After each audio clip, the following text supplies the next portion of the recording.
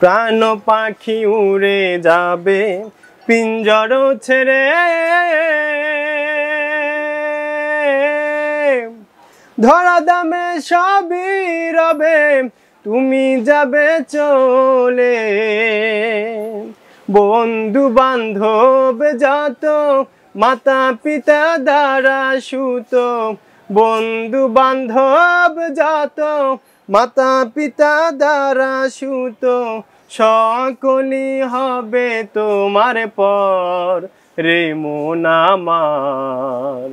কেন বাঁধো দালান ঘর রে মন আমার, কেন বাঁধো দালান ঘর।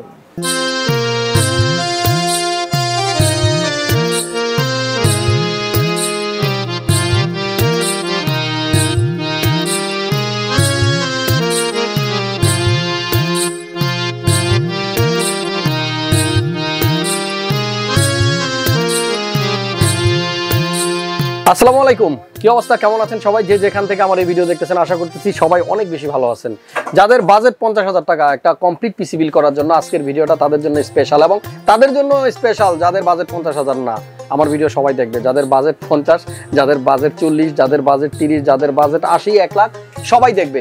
কারণ এই ভিডিও থেকে আপনারা শুধু ন্যূনতম একটা ধারণা নেবেন যে বর্তমানে মার্কেটে কোন প্রোডাক্টের প্রাইস কত যাচ্ছে। যাই হোক, আজকে স্পেশালি একটা পিসি বিল করলাম, আমার এক ভাই আছে পিছনে, তার জন্য বাজেট হলো 50,500 টাকা। তো যার জন্য পিসি বিল করলাম, ভাইয়ের নাম হচ্ছে আহমেদ শরীফ। আর নামটা যদি একটু ভিলেন ভিলেন টাইপ, ভাই কিন্তু একজন সঙ্গীত শিল্পী আর উনি ইসলামিক সঙ্গীত গেয়ে থাকেন। যাই হোক, ভাইয়ের সাথে একটু কথাবার্তা হবে, সুযোগ হলে একটু গজলও শুনে নিব। আপনাদের সবার জন্য একটা রিকোয়েস্ট থাকবে, যারা নতুন দর্শক আছেন আমার চ্যানেল, অবশ্যই আমার চ্যানেলটা সাবস্ক্রাইব করে রাখেন আর নোটিফিকেশনটা অন করে দেন, তাহলে আমার করা সুন্দর সুন্দর এরকম ভিডিও আপনি সবার আগে পাবেন যখন আমি আপলোড করবো। তো চলুন কথা না বাড়িয়ে শুরু করা যাক।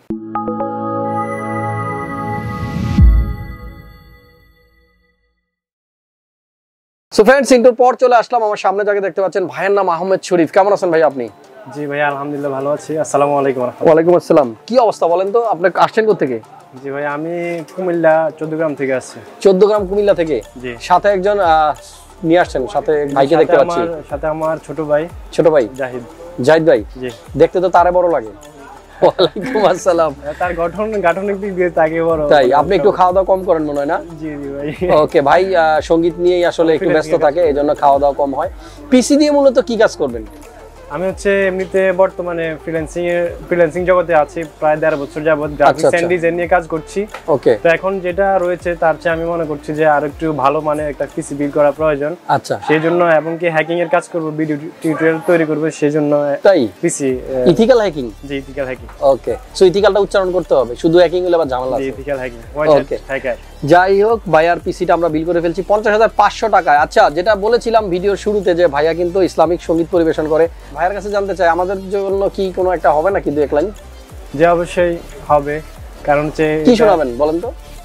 জি, আমরা হচ্ছে সবচেয়ে বহুল প্রচলিত যে একটি গান রয়েছে, বহুল প্রচলিত, জি পরিচিত, একদিন মাটির ভিতর হবে ঘর। ও মাই গড, এটা শুনলে তেমনি মন খারাপ হয়ে যাবে। যাই হোক, শুনতে চাই একদিন মাটির ভিতরে হবে ঘর। ওকে জি, আশা করি সবার অনেক ভালো লাগবে।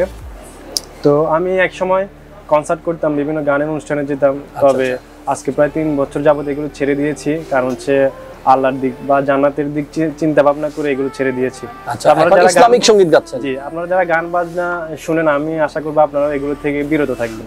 ওকে, তাহলে আমরা কেন শুনতেছি ভাই? আমরা তো ওইগুলো শুনবো না, আমরা যেগুলো ইসলামের দিক দিয়ে, ইসলামের দিকে বা যে সমস্ত গান মানুষকে ভালোর দিকে ধাবিত করবে, রাইট? ওকে, ঠিক আছে ভাইয়া, তাহলে শুরু করি আমরা। ওকে। একদিন মাটির ভিতরে হবে ঘরে মন আমার, কেন বাঁধো দালান ঘর রে মন আমার, কেন বাঁধো দালান ঘর। একদিন মাটির ভিতরে হবে ঘর রে মন আমার, কেন বাঁধো দালান ঘর রে মন আমার, কেন বাঁধো দালান ঘর। প্রাণ পাখি উড়ে যাবে পিঞ্জর ছেড়ে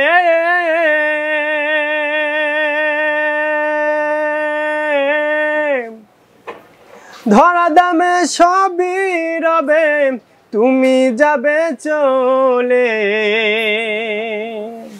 প্রাণ পাখি উড়ে যাবে পিঞ্জর ছেড়ে,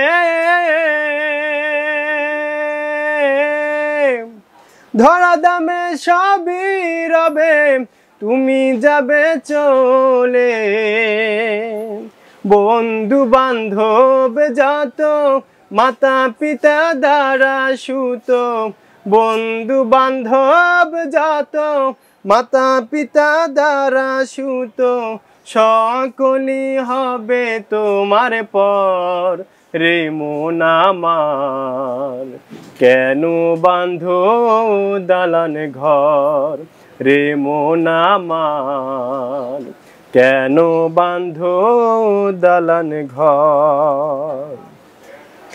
দেহ তোমার চর মোচর গলে পচে যাবে,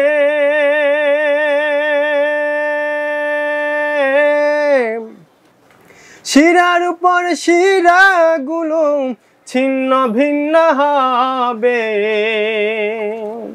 দেহ তোমার চর মোচর গলে পচে যাবে, শিরার উপর শিরাগুলি ছিন্ন ভিন্ন হবে, মুন্ডু বিরু দণ্ড সবই হবে খণ্ড খণ্ড, মুন্ডু বিরু দণ্ড সবই হবে খণ্ড খণ্ড, পড়ে রবে মাটির উপর রে মন আমার, কেন বাঁধো দালান ঘর রে মন আমার, কেন বাঁধো দালান ঘর। রূপের গৌরবে সাজিয়াছ সাজ,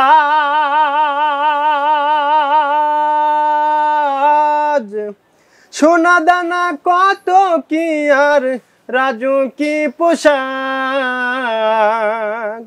রূপের গৌরবে সাজিয়াছ সাজ, সোনা দানা কত কি আর রাজু কি পোশাক, যেদিন প্রাণ চলে যাবে সবই পড়ে রবে, প্রাণ চলে যাবে সবই পড়ে রবে, গায়ে দিবে মার কিলো থান রে মন আমার, কেন বাঁধো দালান ঘর রে মন আমার, কেন বাঁধো দালান ঘর।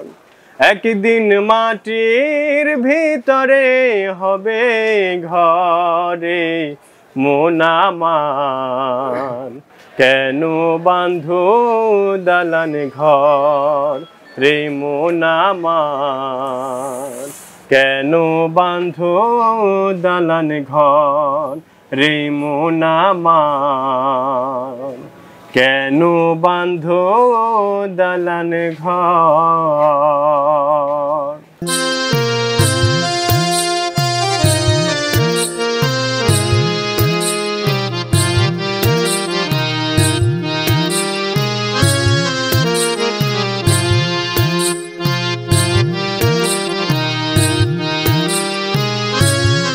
থামানো যায় না, এরকম সুন্দর গান কখনো থামানো যায় না। আর এটা আসলে গান হোক আর গজল হোক যাই হোক জানি না কি, তবে কথাগুলো খুব চমৎকার। আমাদের প্রত্যেকেরই উচিত এই যে কথাগুলো এগুলা থেকে শিক্ষা নেওয়া, কারণ আমরা সবাই কিন্তু একসময় মাটির সাথেই মিশে যাবো, তাই না?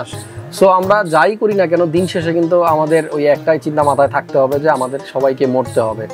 সো সবাই জানি না গানটা কেমন লাগলো, কমেন্টস করে অবশ্যই জানাবেন। আর যদি গানটা ভালো লেগে থাকে, ভাইয়ের এই গানটা যদি আপনাদের ভালো লেগে থাকে, শেয়ার দিবেন, লাইক দিবেন, কমেন্ট করবেন, একবার ভরাই দিবেন। আমার এই ভিডিওতে আমি সবচাইতে বেশি লাইক চাই শুধু ভাইয়ের জন্য। থ্যাঙ্কস। অনেক ভালো লাগলো ভাইয়া, অনেক ভালো লাগলো। যে আমি আরেকটি কথা বলবো, সেটা হচ্ছে এখানে গানের মধ্যে তো আমরা কথাগুলো দেখলাম, কিন্তু আল্লাহ তাআলা আমাদেরকে একটা ভারসাম্যপূর্ণ জীবন বিধান দিয়েছেন, যেটা হচ্ছে আমাদেরকে দুনিয়া কেন্দ্রিক এবং কি আখিরাত কেন্দ্রিক, অর্থাৎ শুধুমাত্র এক কেন্দ্রিক হওয়া যাবে না। আর আমাদের কিছু দায়িত্ব রয়েছে দুনিয়ার জীবনে এবং কিছু দায়িত্ব রয়েছে আখিরাতের জীবনে। তো সেক্ষেত্রে আমাদেরকে লক্ষ্য রাখতে হবে যেন আমরা দুইটাকেই ভারসাম্য দিয়ে আমরা মেনে চলতে পারি, দুইটাকে ভারসাম্য বজায় রেখে দুনিয়াতে জীবনযাপন করতে পারি, যেন এক কেন্দ্রিক আমরা দুনিয়াবাদী যেন না হই, যেন আমাদের আখিরাত কেন্দ্রিক যেন আমরা না হয়ে থাকি। আমাদের দুই দিকেই মেনটেন করতে হবে। ওকে, থ্যাংক ইউ সো মাচ ভাইয়া, অনেক ভালো লাগলো। আর ভাইয়ার পিসিতে আমরা খরচ করছি 50,500 টাকা, 50,500 টাকা। আমার মনে হয় এত সুন্দর গলা যার, তার কাছে মনে হয় 20,000 টাকার পিসি দিলেও এর থেকে ভালো কিছু আমরা পাবো। যাই হোক, অনেক ভালো লাগলো, আপনাদেরকে অনেক অনেক ধন্যবাদ, আপনারা ধৈর্য সহকারে সম্পূর্ণ গানটা শুনছেন। এবার আমি একটু আইডিয়া দিব। সো ফ্রেন্ডস, আহমেদ শরীফ ভাইয়ের পিসিতে কি কি কম্পোনেন্ট আছে আমি এবার একটু আইডিয়া দিই আপনাদেরকে। প্রথমে প্রসেসরটা নিয়ে কথা বলি। ইন্টেলের কোর i5 10400 এই প্রসেসরটা আছে, যেটার ক্লক স্পিড 2.9, 12 MB ক্যাশের একটা প্রসেসর। যারা চাচ্ছেন যে 50,000 টাকার মধ্যে একটা পিসি বিল করবেন, তাদের কিন্তু এই i5টাই নিতে হবে। আমাদের আজকের বিল্ডে i5 10400 10 জেনের এই প্রসেসরটাই আছে। আমাদের আজকের বিল্ডের সাথে যে মাদারবোর্ড আমরা নিয়েছি সেটা গিগাবাইট ব্র্যান্ডেরই, এখানে রাখা আছে H510M/S2H মাইক্রো ATX একটা মাদারবোর্ড। 3 ইয়ার্সের ওয়ারেন্টি থাকবে এই মাদারবোর্ডের, এবং প্রসেসর যেটা দেখাচ্ছিলাম তার ওয়ারেন্টিও 3 বছর। আমাদের আজকের বিল্ডে যে র্যাম আমরা ইউজ করেছি কোরসায়ার ব্র্যান্ডের ভেঞ্জেন্স LPX নন RGB একটা 8GB 3200 MHz এর র্যাম। আমরা অনেকেই জানি যে এই প্রসেসরটা 2666 MHz এর উপরে হয়তো কাজ করবে না, বাট 3200 MHz এর র্যামই ভাইয়া ইউজ করতেছে।